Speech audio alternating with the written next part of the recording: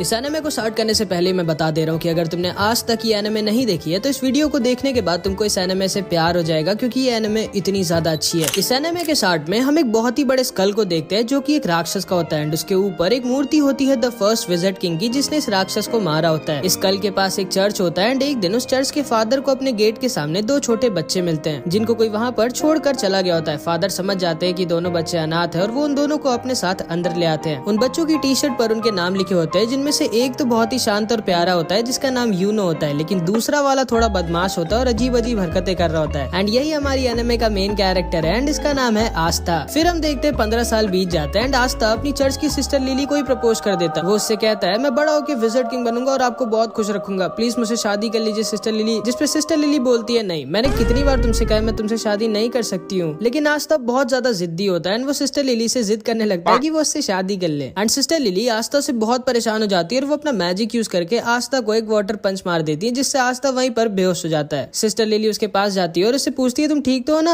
And तभी वहाँ पे चर्च के कुछ और बच्चे आ जाते हैं और वो सिस्टर लिली से कहते हैं बिल्कुल सही किया आपने, जब भी आपको परेशान करे इसको एक दो वाटर पंच मार दिया करिए। लेकिन तभी आस्था दोबारा से होश में आ जाता है एंड फिर से सिस्टर लिली के पीछे पड़ जाता है। बट इस बार वहाँ पर यूनो आ जाता है एंड वो आस्था को अपने मैजिक से वहीं पर गिरा देता है। आस्था गुस्से में उठता है और उसके पास भाग के जाके कहता है आखिर तुम हर बार मेरे और सिस्टर लिली के बीच में अपनी टांग क्यों घुसाते हो। जिसपे यूनो आस्था से कहता है देखो पहले तो तुम बहुत ज्यादा शोर मचाते हो, दूसरा तुम्हारी हाइट बहुत कम है, तीसरा तुम दिमाग से कम हो, और सिस्टर लिली इस चर्च की नन है और नन लोग शादी नहीं कर सकती, तुम्हारे दिमाग में इतना भी नहीं घुसता क्या। जिसपे आस्था बहुत गुस्सा हो जाता है और यूनो से कहता है आजा 1v1, फ्री फायर में नहीं असली फाइट में मतलब। जिसपे आस्था से कहता है नहीं मुझे टाइम वेस्ट नहीं करना है तुम्हारे साथ 1v1 करके। आस्था बोलता है कि डर गए क्या। जिसपे बच्चा जिसका नाम मैक्स होता है ये बोलता है तुम सोच भी कैसे सकते हो कि तुम यूनो को जिंदगी में भी हरा सकते हो। आस्था मैक्स से बोलता है तुम्हारी प्रॉब्लम क्या है बच्चे मुझसे, मैं तुमसे इतना बड़ा हूँ फिर भी तुम मेरी रिस्पेक्ट क्यों नहीं करते कभी। जिसपे मैक्स बोलता है बिल्कुल भी नहीं, मैं किसी ऐसे की रिस्पेक्ट कर ही नहीं सकता जो 15 साल का होने के बाद भी मैजिक नहीं यूज कर सकता। असल में आस्था के पास बिल्कुल भी मैजिक नहीं होता, मतलब आस्था एक ऐसे वर्ल्ड में होता है जहाँ पे मैजिक से ही सब कुछ होता है बिना मैजिक के। मैक्स आस्था से कहता है तुम सोच भी कैसे सकते हो कि तुम बिना मैजिक के यूनो जैसे पावरफुल मैजिशियन को हरा सकते हो। आस्था कहता है अच्छा यूनो अगर इतना ही स्ट्रॉन्ग है तो वो ये कर सकता है क्या। एंड वो बहुत ही तेज स्पीड में क्रंचेस मारने लगता है। असल में आस्था मैजिक तो यूज कर नहीं सकता, इसलिए वो एक्सरसाइज करके अपने आप को फिजिकली बहुत स्ट्रॉन्ग बना लेता है। मैक्स आस्था से कहता है कि तुम क्रंचेस मारकर विजिट किंग नहीं बन सकते, क्योंकि विजिट किंग स्ट्रॉन्गेस्ट मैजिशियन होता है, स्ट्रॉन्गेस्ट बॉडी बिल्डर नहीं। एंड तभी यूनो अपने मैजिक से सिस्टर लिली के कपड़े सुखाने लगता है, जिसको देखने सारे बच्चे भाग के चले जाते हैं। एंड यूनो का भी सपना आस्था की तरह विजिट किंग बनने का होता है। सिस्टर लिली भी यूनो को थैंक यू कहती है उसकी हेल्प करने के लिए, जिसपे आस्था को बहुत जलन होती है एंड वो जल्दी से भाग के लकड़ियां काटने आ जाता है ताकि सिस्टर लिली उसको भी थैंक यू बोले। लेकिन इससे पहले कि वो लकड़ियां काटता है यूनो अपने मैजिक से लकड़ियां भी काट देता है। असल में इसको आस्था के सामने शो ऑफ करना थोड़ा पसंद होता है। मैक्स कहता है मुझे यकीन है अगला विजिट किंग यूनो ही बनेगा, तुम नहीं आस्था। एंड तभी वहाँ पर फादर भी आ जाते हैं एंड वहाँ आकर यूनो की तारीफ करने लगते हैं कि यूनो जरूर इस चर्च का नाम एक दिन रोशन करेगा। आस्था दुखी हो जाता है और कोने में अकेला जाकर बैठ जाता है। तभी उसके पास सिस्टर लिली आती है और उससे कहती है दुखी मत हो आस्था, थोड़े दिनों में तुम्हारी ग्रिमवॉर तुम्हें मिल जाएगी, फिर तुम भी मैजिक यूज कर पाओगे। जिसको सुनकर आस्था खुश हो जाता है और फिर से खड़ा हो जाता है और कहता है आप देखना सिस्टर लिली, मुझे इस दुनिया की बेस्ट ग्रिमवॉर मिलेगी एंड फिर मैं बहुत मेहनत करके सबसे ज्यादा स्ट्रॉन्ग बनूंगा एंड फिर एक दिन मैं विजिट किंग बनूंगा। ग्रिमवॉर असल में एक मैजिकल बुक होती है जिसमें 3 लीफ बनी होती है जो सबको 15 साल की एज पे मिलती है एंड उसको पाने के बाद लोगों का मैजिक बहुत ज्यादा बढ़ जाता है और वो मैजिकल अटैक्स भी यूज कर सकते हैं। आस्था यूनो से कहता है कि जब मुझे मेरी ग्रिमवॉर मिलेगी तब हम दोनों बचपन की तरह साथ में प्रैक्टिस करेंगे और साथ में बहुत स्ट्रॉन्ग बनेंगे। लेकिन यूनो उसे इग्नोर कर वहाँ से चला जाता है, मानो वो आस्था को अपने टक्कर का मानता ही नहीं है। जिसपे आस्था भी बहुत दुखी हो जाता है एंड वो भी वहाँ से चला जाता है। सिस्टर लिली यूनो के पास आती है और उससे कहती है तुम्हें आस्था के साथ ऐसा नहीं करना चाहिए था। जिसपे यूनो कहता है आस्था मेरे रहते कभी भी विजिट किंग नहीं बन सकता। सिस्टर लिली को लगता है कि आस्था क्योंकि बहुत दुखी होकर गया है तो वो मे भी कहीं पर चुपचाप जाके रो रहा होगा, लेकिन हमारा आस्था रोता वोता नहीं है, वो यहाँ पर ट्रेनिंग कर रहा होता है और ज्यादा स्ट्रॉन्ग होने के लिए एंड अपने विजिट किंग बनने के सपने को सच करने के लिए। थोड़े दिनों बाद आस्था यूनो और बहुत सारे बच्चे जो 15 साल के हो गए थे वो सब ग्रिमवॉर टावर जाते हैं अपनी अपनी ग्रिमवॉर लेने। आस्था बहुत ज्यादा एक्साइटेड होता है क्योंकि अब वो फाइनली मैजिक यूज कर पाएगा एंड यूनो को टक्कर दे पाएगा। वहाँ पे 2 नोबल फैमिलीज के भी बच्चे आए होते हैं जो आस्था और यूनो का मजाक उड़ा रहे होते हैं क्योंकि वो लोग गरीब होते हैं। तभी वहाँ पर उस ग्रिमवॉर टावर का मास्टर आ जाता है एंड सारे लोगों का वेलकम करता है। आस्था बहुत ज्यादा एक्साइटेड और खुश होता है। फिर ये मास्टर एक मैजिकल स्पेल बोलता है और सारे लोगों के पास अपने आप उनकी ग्रिमवॉर उड़कर जाने लगती है। सारे लोग अपनी अपनी ग्रिमवॉर पाकर बहुत खुश होते हैं, लेकिन आस्था के पास कोई भी ग्रिमवॉर नहीं आती। आस्था बोलता है मेरी ग्रिमवॉर लेट हो गई क्या, मेरी ग्रिमवॉर कहाँ है। जिसपे सारे के सारे लोग उस पर हंसने लगते हैं एंड उसका मजाक बनाने लगते हैं। लेकिन तभी यूनो के पास उसकी ग्रिमवॉर आ जाती है जो कि होती है एक 4 लीफ ग्रिमवॉर जो कि बहुत ही ज्यादा रेयर होती है एंड यही ग्रिमवॉर फर्स्ट विज़र्ड किंग के पास भी होती है, जिसको देखकर सारे के सारे लोग शॉक्ड रह जाते हैं कि आखिर यूनो जो कि नोबल फैमिली का भी नहीं है उसको 4 लीफ ग्रिमवॉर कैसे मिल गई। यूनो उल्टा घूमता है और सबसे कहता है कि वो बनेगा अगला विज़र्ड किंग एंड सारे के सारे लोग उसकी तारीफ करने लगते हैं। लेकिन तभी आस्ता खड़ा होता है और यूनो से बोलता है नहीं तुम नहीं, मैं बनूंगा अगला विज़र्ड किंग, जिसपे फिर से सारे के सारे लोग उस पर हंसने लगते हैं एंड उसका मजाक उड़ाने लगते हैं। एंड यूनो भी आस्था को वहीं पर इग्नोर करके वहाँ से चला जाता है। इसके बाद आस्था अकेले जंगल में उल्टा लटका होता है और थोड़ा सा दुखी होता है क्योंकि ना तो सिर्फ उसके पास मैजिक है बट अब तो उसको ग्रिमवॉर भी नहीं मिली। लेकिन इतना सब कुछ होने के बाद भी वो गिव अप नहीं करता और वो उठता है और कहता है क्या हुआ अगर मेरे को ग्रिमवॉर नहीं मिली तो मैं तब भी मेहनत करना नहीं छोड़ूंगा एंड एक दिन विज़र्ड किंग जरूर बनूंगा, तुम बस वेट करना यूनो, मैं ही तुम्हारा राइवल हूँ एंड मैं ये तुम्हें प्रूव करके रहूंगा। लेकिन तभी उसे एक आवाज आती है। इधर हम देखते हैं ये दोनों जलन के मारे यूनो से लड़ने आ जाते हैं एंड उससे कहते हैं आखिर तुम्हारे जैसे गरीब को 4 लीफ ग्रिमवॉर कैसे मिल सकती है एंड हम नोबल्स को नहीं, मैं जला दूंगा तुम्हारी इस ग्रिमवॉर को। एंड वो यूनो के ऊपर एक मैजिकल अटैक यूज कर देता है, लेकिन यूनो बिना अपनी ग्रिमवॉर का यूज किए ही अपने आप को डिफेंड कर लेता है, जिसको देखकर ये दोनों शॉक्ड रह जाते हैं कि आखिर यूनो इतना स्ट्रॉन्ग कैसे है। लेकिन तभी अचानक से कुछ चेन्स आके उन दोनों को पकड़ लेती हैं एंड तभी वहाँ पर एक आदमी आता है जो बोलता है तुम लोग पागल हो क्या जो इतनी रेयर चीज को जलाना चाहते हो। यूनो पूछता है कौन हो तुम, जिसपे ये बताता है मेरा नाम है स्नेक और मुझे वो चीज चाहिए जो तुम्हारे पास है। एंड तभी वो अपने मैजिक से यूनो को भी पकड़ लेता है एंड उसकी 4 लीफ ग्रिमवॉर को भी उससे छीन लेता है। यूनो बोलता है स्नेक मैंने तुम्हारा नाम सुना है, तुम एक बहुत ही स्ट्रॉन्ग और फेमस चोर हो, लेकिन तुम्हें ये तो पता ही होगा कि एक ग्रिमवॉर को केवल उसका ओरिजिनल ओनर ही यूज कर सकता है। जिसपे स्नेक कहता है हाँ मेरे को पता है कि तुम्हारी ग्रिमवॉर को तुम्हारे बिना कोई यूज नहीं कर सकता, लेकिन ब्लैक मार्केट में इस 4 लीफ ग्रिमवॉर के मेरे को बहुत पैसे मिलेंगे एंड इसीलिए मैं तुम्हारी ग्रिमवॉर चुरा रहा हूँ और माफ करना तुम्हारा विज़र्ड किंग बनने का सपना यहीं पर खत्म होता है। एंड तभी वहाँ पर हमारा आस्था आ जाता है एंड आते गिर के अपनी बेइज्जती करा लेता है, लेकिन फिर भी वो खड़ा होता है और बोलता है क्या हो रहा है यहाँ और तुम्हारे पास 2-2 ग्रिमवॉर कैसे है। यूनो बोलता है उनमें से एक मेरी और यहाँ से जल्दी से भाग जाओ, ये बहुत स्ट्रॉन्ग है। तब आस्था सारा का सारा खेल समझ जाता है एंड वो स्नेक से कहता है चुपचाप यूनो की ग्रिमवॉर वापस कर दो, जिसपे स्नेक उससे कहता है तुम तो वही लूजर हो ना जिसको एक भी ग्रिमवॉर नहीं मिली। एंड ये कहकर वो उस पर हंसने लगता है। आस्था कहता है हाँ मैं वही हूँ जिसको कोई ग्रिमवॉर नहीं मिली, लेकिन मैं वो भी हूँ जो एक दिन विज़र्ड किंग बनेगा। एंड ये कह के आस्था स्नेक की तरफ भागता है। यूनो कहता है नहीं उससे मत लड़ना आस्था। स्नेक अपने मैजिक से आस्था पर अटैक करता है, लेकिन आस्था उसके अटैक को डॉज करके उसके पीछे आ जाता है एंड वो बस उसको एक पंच मारने वाला होता है, लेकिन तभी स्नेक की चेन्स उसको पकड़ लेती हैं एंड फिर स्नेक अपने मैजिक से आस्था को बहुत ज्यादा इंजर्ड कर देता है। आस्था मन में सोचता है कि ये तो बस एक चोर है, फिर ये इतना स्ट्रॉन्ग कैसे है, और अगर एक चोर इतना स्ट्रॉन्ग है तो फिर विज़र्ड किंग कितना स्ट्रॉन्ग होगा। एंड फिर स्नेक उसको पीछे की दीवार पर लड़ा देता है एंड उसके पास जाकर बोलता है अपनी आंखें खोलो बच्चे, तुम मुझे 100 जन्मों में भी नहीं हरा सकते। आस्था मन में सोचता है कि ये सही तो कह रहा है, मैं चाहे जितना भी अपनी बॉडी को ट्रेन करके स्ट्रॉन्ग बना लूं, लेकिन मैं इसका भी नहीं हरा सकता। स्नेक आस्था के ऊपर हंसता है और बोलता है अपनी चेन से मैं किसी के अंदर कितना मैजिक है ये नाप सकता हूँ, और तुम्हारे अंदर एक बूंद मैजिक भी नहीं है एंड इसीलिए तुम्हारे पास कोई ग्रिमवॉर नहीं आई, क्योंकि ग्रिमवॉर मैजिक को बढ़ाती है और तुम्हारे पास तो मैजिक है ही नहीं। तुम विज़र्ड किंग तो क्या, तुम कोई नॉर्मल सी जॉब भी नहीं कर सकते। शर्म करो अपनी जिंदगी पर, तुम एक बहुत ही बड़े लूजर हो। जिसको सुनकर आस्था अंदर से टूट जाता है और वो सोचने लगता है कि ये एकदम सही तो कह रहा है, मेरे अंदर ना तो मैजिक है और ना ही मेरे पास अब एक ग्रिमवॉर है, फिर आखिर मैं कैसे विज़र्ड किंग बन सकता हूँ जो कि पूरी दुनिया का सबसे स्ट्रॉन्गेस्ट मैजिशियन होता है। एंड जिंदगी में पहली बार आस्था गिव अप करने वाला होता है, लेकिन तभी यूनो चिल्लाकर बोलता है नहीं, मैं जानता हूँ आस्था विज़र्ड किंग नहीं बनेगा, क्योंकि अगला विज़र्ड किंग तो मैं ही बनूंगा, लेकिन आस्था कोई लूजर नहीं है, वो मेरा राइवल है एंड उसके अंदर भी एक मैजिकल पावर है एंड वो है कभी भी गिव अप ना करना। एंड इसको सुनते ही आस्था के अंदर मानो दोबारा से जान आ जाती है। वो स्नेक से कहता है दूर हट मुझसे। स्नेक उससे दूर हट जाता है एंड आस्था के पास से एक अजीब सी एनर्जी आने लगती है। आस्था यूनो से कहता है चिंता मत करो यूनो, मैं इस आदमी को तुम्हारी ग्रिमवॉर नहीं ले जाने दूंगा, चाहे उसके लिए मुझे मरना ही क्यों ना पड़े। एंड तभी आस्था के पास उसकी खुद की ग्रिमवॉर उड़कर आ जाती है, जो कि कोई नॉर्मल ग्रिमवॉर नहीं बल्कि एक 5 लीफ ग्रिमवॉर होती है, जो पूरी की पूरी दुनिया में सिर्फ एक ही है, मतलब यूनो से भी ज्यादा रेयर ग्रिमवॉर। दुनिया में 3 तरह की ग्रिमवॉर्स होती हैं। 3 लीफ ग्रिमवॉर जिसमें मैजिकल पावर्स होती है एंड ये बहुत कॉमन होती है। 4 लीफ ग्रिमवॉर जो कि बहुत रेयर होती है एंड इसमें मैजिकल पावर्स के साथ गुड लक भी होता है। एंड लास्ट में है 5 लीफ ग्रिमवॉर जो कि पूरी दुनिया में सिर्फ एक ही है एंड इसके अंदर एक डीमन होता है। एंड आस्था को फाइनली उसकी 5 लीफ ग्रिमवॉर मिल जाती है। यूनो आस्था को देखकर स्माइल करता है और बोलता है मुझे पता था आस्था, तुम वो जो इम्पॉसिबल को भी पॉसिबल कर सकता है, जैसे तुमने बचपन में किया था। एंड फिर हम इन दोनों का बचपन देखते हैं कि कैसे यूनो स्टार्टिंग में बहुत ही रोथड़ू था और छोटी छोटी बात पर रोता रहता था एंड आस्था स्टार्टिंग से ही उसकी मदद करता रहता था और एकदम उसके बड़े भाई की तरह उसको प्रोटेक्ट करता था। फिर एक दिन बचपन में सिस्टर लिली आस्था और यूनो को पहले विज़र्ड किंग की स्टोरी सुनाती है कि कैसे एक बार पूरी दुनिया पर एक बहुत ही बड़े और ताकतवर राक्षस ने हमला कर दिया था और हर जगह तबाही मचा दी थी। हर तरफ बस दुख ही दुख फैल गया था, लेकिन तभी अचानक से एक लड़का वहाँ वहाँ आ जाता है और उन सबको बचा लेता है। एंड उसके पास एक 4 लीफ ग्रिमवॉर होती है एंड उसकी और उस राक्षस की बहुत दिनों तक लड़ाई होती है, लेकिन आखिरी में वो लड़का उस राक्षस को हरा देता है और दोबारा से दुनिया में सुख और शांति ले आता है। एंड वही बनता है फर्स्ट विज़र्ड किंग, पूरी दुनिया का सबसे स्ट्रॉन्गेस्ट मैजिशियन। एंड इसी स्टोरी को सुनने के बाद आस्था और यूनो डिसाइड करते हैं कि वो दोनों भी बड़े होकर विज़र्ड किंग बनेंगे। शाम को फादर आकर यूनो को एक लेटर देते हैं और उससे कहते हैं उस लेटर को विलेज के बाहर एक आदमी तक पहुँचाने के लिए। आस्था कहता है लो मैं चला जाता हूँ, लेकिन यूनो उसे मना कर देता है और कहता है नहीं, वो अकेला जाएगा। यूनो अकेला उस आदमी के पास पहुँच जाता है और उसे वो लेटर दे देता है। काफी रात हो चुकी होती है और आस्था को यूनो की चिंता होने लगती है। एंड फिर वापस लौटते वक्त यूनो को एक बड़ा सा आदमी घेर लेता है और वो उसका पेंडेंट उससे जबरदस्ती छीन लेता है। यूनो उससे कहता है प्लीज मुझे वो वापस कर दो, वो मेरे पेरेंट्स की आखिरी निशानी है। जिसपे हंसता और बोलता है चुपचाप यहाँ से भाग जाओ बच्चे, वरना मुझे तुम्हें जान से मारना पड़ेगा। जिसको सुनकर यूनो डर जाता है और रोने लगता है और सोचता है कि अब वो कुछ नहीं कर सकता। लेकिन तभी वहाँ पर आस्था आ जाता है एंड उस आदमी को पकड़ लेता है। यह आदमी आस्था को मारकर दूर फेंक देता है, लेकिन आस्था फिर से जाकर उसको पकड़ लेता है और जोर जोर से चिल्ला रहा होता है। यूनो बस आस्था को देख रहा होता है और सोच रहा होता है कि आखिर जब आस्था जानता है कि वो इस आदमी को नहीं हरा सकता, फिर वो लड़ क्यों रहा है इससे। आस्था को ये आदमी बहुत ज्यादा इंजर्ड कर देता है, लेकिन फिर भी आस्था गिव अप नहीं करता और उसको पकड़े रहता है और जोर जोर से चिल्ला रहा होता है कि यूनो का पेंडेंट वापस कर। ये आदमी समझ जाता है कि ये बच्चा कोई नॉर्मल बच्चा नहीं है एंड वो उस पेंडेंट को वहीं पर छोड़कर चला जाता है एंड आस्था वहीं पर गिर जाता है। यूनो उसके पास आकर रोते हुए बोलता है मुझे माफ करना, मेरी वजह से तुम्हें इतनी मार पड़ी। जिसपे आस्था उससे कहता है तुम चिंता मत करो, मैं हमेशा तुम्हारे साथ रहूंगा और तुम्हें प्रोटेक्ट करूंगा एंड एक दिन मैं बनूंगा विज़र्ड किंग और तुम्हें और चर्च के सारे लोगों को खुश और सेफ रखूंगा। और इधर हम देखते हैं आस्था की ग्रिमवॉर से एक अजीब सी तलवार निकलती है और स्नेक बोलता है अचानक से तुम्हारे पास एक ग्रिमवॉर कहाँ से आ गई, ये क्या हो रहा है। एंड वो आस्था के ऊपर दोबारा से अटैक कर देता है, लेकिन आस्था अपनी स्वॉर्ड यूज करता है एंड स्नेक की मैजिकल चेंज गायब हो जाती है। स्नेक बोलता है कि ये कैसे किया तुमने, आखिर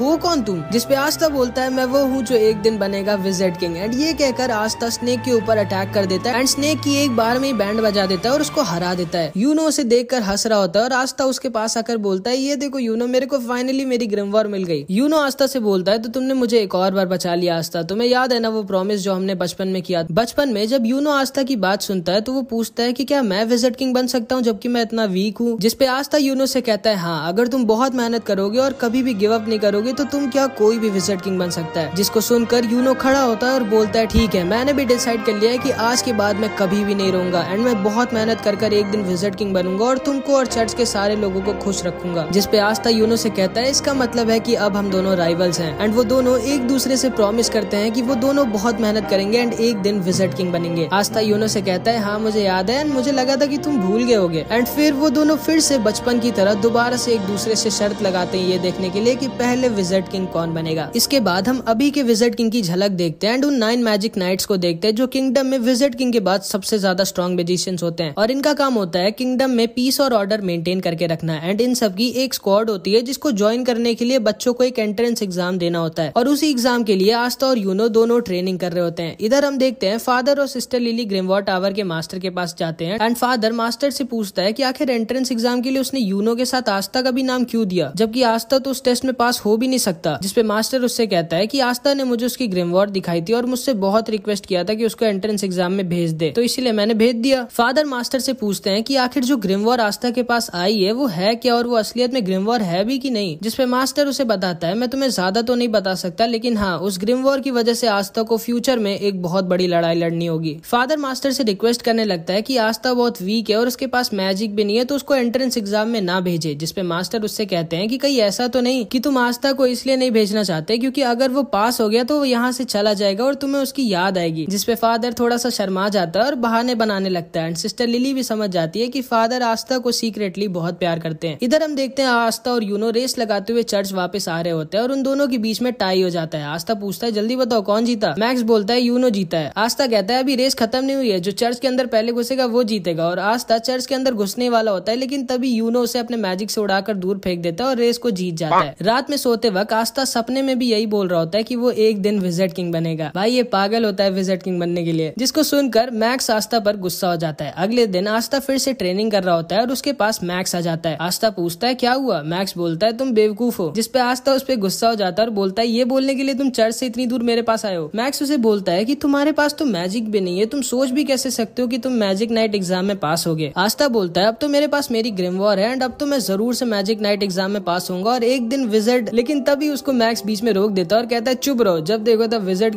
किंग तुम क्यों नहीं समझते कि हमारे जैसे गरीब और वीक लोगों के सपने पूरे नहीं होते, जिसपे आस्था उसके पास आता है और उससे चिल्लाकर बोलता है जरूर होते हैं। अगर तुम सपनों को पूरी दिल से चाहो और उसके लिए पूरी जान लगाकर मेहनत करो तो तुम्हारा जो भी सपना हो वो जरूर पूरा होगा। एंड जिंदगी में पहली बार मैक्स को समझ में आता है कि आस्था इतना बड़ा भी लूजर नहीं है। रात में फादर बहुत अच्छा खाना बनवाते हैं क्योंकि कल आस्था और यूनो एंट्रेंस एग्जाम के लिए जाने वाले होते हैं। आस्था बहुत खुश होता है और फादर आस्था को अपने पास बुलाकर उससे कहते हैं, देखो आस्था, अगर तुम फेल हो जाओ तब भी ज्यादा दुखी मत होना, चुपचाप घर वापस आ जाना, हम लोग हमेशा तुम्हारे साथ हैं। एंड आस्था कहता है, यही चीज आप यूनो को भी कहोगे ना कि सिर्फ मुझसे ही कह रहे हो? जिसपे फादर उससे कुछ भी नहीं कहते क्योंकि उन्हें पता होता है यूनो तो आसानी से पास हो जाएगा, बस आस्था की थोड़ी दिक्कत है। आस्था फादर से कहता है, आप चिंता मत करो, मैं जरूर से इस मैजिक नाइट एग्जाम को पास करूंगा और उसके बाद मैं बनूंगा विज़र्ड किंग और वापस आकर सिस्टर लिली से शादी करूंगा। लेकिन तभी सिस्टर लिली उसको अपने वाटर पंच से चुप करा देती है। अगले दिन आस्था और यूनो अपनी जर्नी पर निकलने वाले होते हैं। सारे लोग उनको बेस्ट ऑफ लक और बाय बाय बोलते हैं। मैक्स बोलता है आस्था को बाय कहने की जरूरत नहीं है, वो जल्दी वापस आ जाएगा। लेकिन हाँ, अगर तुम किसी तरह पास हो गए आस्था तो मैं मान जाऊंगा कि हम जैसे लोग भी ड्रीम्स देख सकते हैं एंड फिर मैं भी मैजिक नाइट बनने के लिए मेहनत करूंगा। जिसपे आस्था उससे कहता है, फिर तैयार हो जाओ मेहनत करने के लिए। एंड फिर आस्था और यूनो निकल जाते हैं अपने मंजिल की तरफ। सिस्टर लिली भी आस्था के जाने पर थोड़ी दुखी होती है एंड आस्था और यूनो बहुत ही लंबे सफर के बाद फाइनली पहुंच जाते हैं अपने मैजिक नाइट एंट्रेंस एग्जाम की जगह पर। अब कौन पास हुआ और कौन फेल हुआ ये हम नेक्स्ट पार्ट में देखेंगे। इस पार्ट में इतना ही। इस एनिमे का पार्ट 2 मैं तुरंत ही अपलोड कर दूंगा जैसे इस वीडियो पे 70 कमेंट्स आ जाएंगे, तो कुछ भी कमेंट जरूर से कर देना। आई होप कि तुमको ये वीडियो अच्छी लगी होगी। एंड अगर तुमको ऐसी हिंदी एनिमे स्टोरीज देखना पसंद है तो हमारे चैनल एनिमेडी को सब्सक्राइब करके वो बेल वाला आइकन भी जरूर से दबा देना। मिलते हैं अगली वीडियो में, बाय बाय।